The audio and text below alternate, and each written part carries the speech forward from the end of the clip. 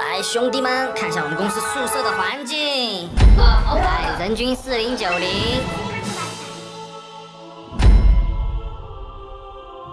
来，一起看一下我的房间。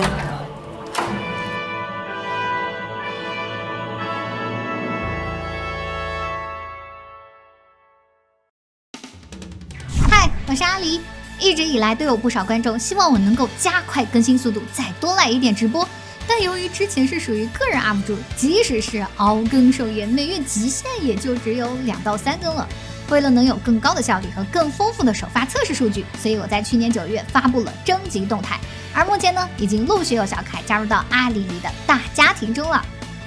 考虑到一些小可爱来自于外省，甚至是从海外归来，在成都租房还是挺不容易的，所以我搞了自认为环境还不错的房源作为宿舍，免费给大家住。宿舍位于成都市区核心地段，小区公共区域宽敞明亮，设施也较为齐全，包含24小时健身游泳池。我们先来一块来看看房。进门之后呢，可以看到是一个大横厅的一个格局，然后在这里呢，会有一个8米的大阳台。然后呢，我们往另一边看，这边是一个厨房。通过厨房这边呢，我们可以看到这里有一个生活阳台。宿舍户型为150平米平层套4，全通透，内含全屋地暖和新风系统。我想这样的环境4个人住应该比较舒服了吧。但是当过了一段时间后，我再去他们宿舍参观，却发现各位竟然住出了一种心酸感。干嘛？就开始录了吗？可以。太坏了！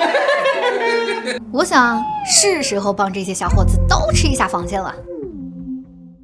而今天我就先帮镜头后面的售后小哥先捯饬一下房间吧。需求嘛，就是一直以来都希望有一个属于自己的空间，因为我是12年的时候就在外面学画画，然后一直都在外面，然后13年开始在外地读大学，在外地读大学基本上4年就回家的时间又很少，然后加上家里有点变故，搬到亲戚家去了，然后搬到亲戚家之后就只能住亲戚的房子，就基本上没有自己的屋子，没有自己的空间。那4年回去，我基本都换房间都睡了好多个。然后毕业之后呢，也是住亲戚那里，亲戚的房子呢又不是我的房子，空间也不是属于我的，也不是给我准备的，就导致也很小的房子，然后桌面也很小。就每次我想画画的时候呢，我就得把电脑的键盘、鼠标清走，然后再把画画的东西搬上来。搬上来之后呢，就觉得这种很麻烦，就导致我现在有时候变得就不太喜欢去画画。我现在的诉求呢，其实就是想电脑配置之外的话，就想要就是有一个独立的画画空间。就比如说我玩完游戏累了，我起来，我突然想画画，我起来走2步就能到一个独立的绘画空间，直接拿着笔就开始画，就很方便。就其实有一个这样的独立空间，算是我一直以来的一个小小的梦想吧。哇，太帅了，太煽情了，我都要哭了。考虑到售后小哥对 PC 的主要需求是后期绘画兼顾游戏，所以我的方案是选择2块直屏带鱼组上下屏。上下屏的优势是下屏可以显示非编软件的时间轴或者操作界面，上屏能够监视画面。外设我给了轻量化和多功能2种方案。MD300 的侧键就是 Ctrl+Z、Ctrl+Y 的红，后期党应该都懂得。龙鳞 ACE 则是54克轻量化，能够减缓长时间拖拽素材对手腕的负荷。配置方面，考虑到 AEP2 类的软件比较吃内存和 CPU， 所以我选择了知奇双通道64几和 149K。经常也有小可爱问我 P2 中视频轨道层数一多就卡到爆炸，如果不是 CPU 满载，那瓶颈大概率出在硬盘速度上。如果要考虑性价比，可以用一块旗舰高速 SSD 做剪辑，一块大容量的入门盘存不常用的素材。而这次我也采用了 SN850X 和 SN580 混合 SSD 方案，其余配件如下。至于装什么显卡哈，生死有命，富贵在天。来，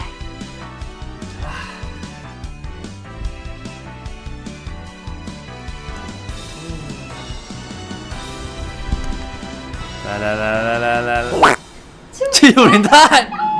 恭喜获得究极吕布奇购套装。啊，认真的吗？咋玩的都？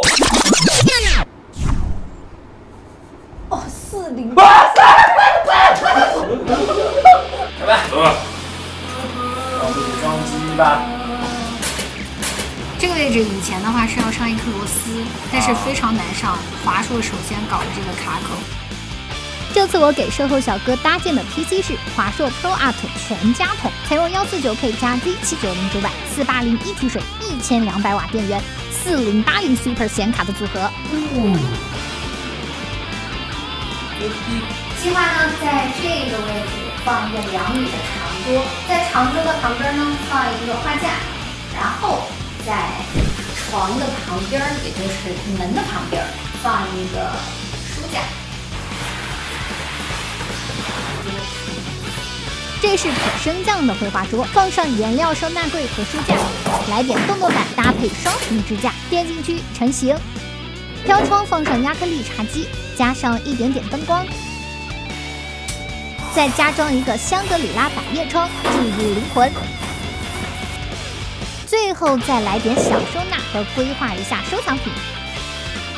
宿舍布局大致成型，而公共区域再给这些小伙子来张多人开黑桌。阿狸宿舍1.0大功告成。来看一下我的房间。